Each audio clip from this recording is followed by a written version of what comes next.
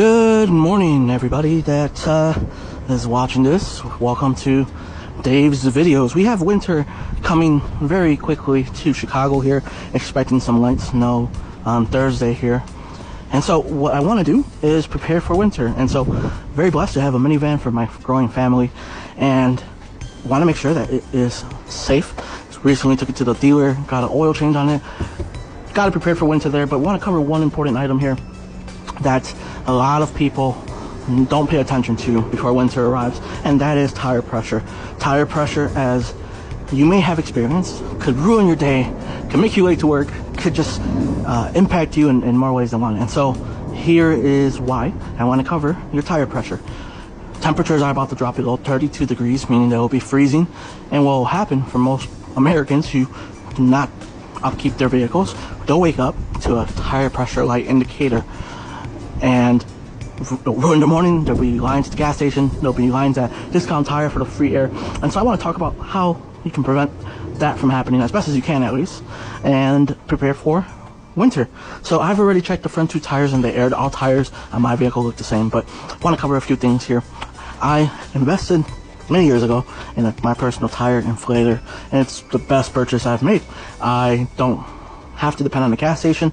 It allows me to set the tire pressure to the exact pressure that it needs to be, keeping the guesswork out of things.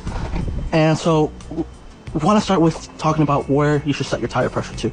As winter is approaching, you want to go ahead and check the tire placard here that gives you where your tire pressure should be. Cold tire pressure, 35 psi, so 35 pounds of air is what you want to keep your tires at. And so I just drove this vehicle this morning, and so tires are still hot. And with that being said, since the tires are still hot, I know that it will read 2 to 4 pounds above where it would have read if it was cold or if it had been not driven.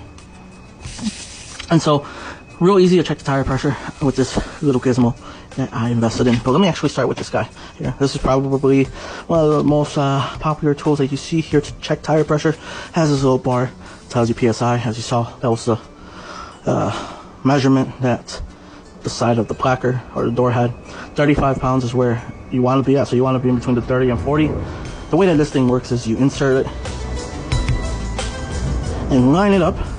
So this is what you see sticking out. You may have a sensor at the end of yours inside the tire, but this is what you see, right? You take off the cap. The way that it works is you push down, and that little valve that you see there is what releases air. And dependent on the pressure inside the tire, it pushes down here, which helps you determine, oh, we lost light, helps you determine where your tires are at. So let's give it a quick test. See?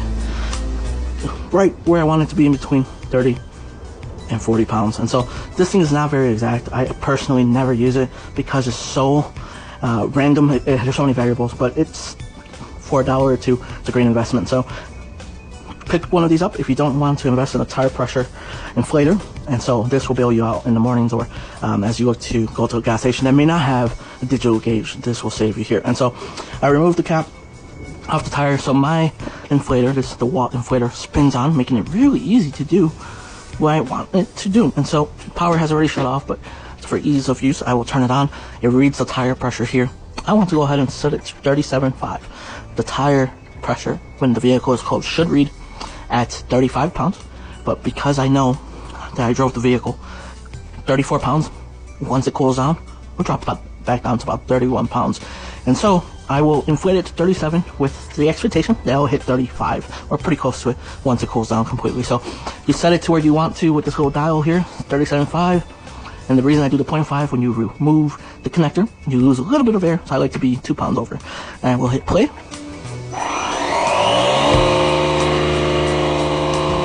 As you can see or hear, it fills up the tire, and it will stop once it is at 30. Once it reaches 37.5 pounds. And so, tip one of the day: keep your tire level.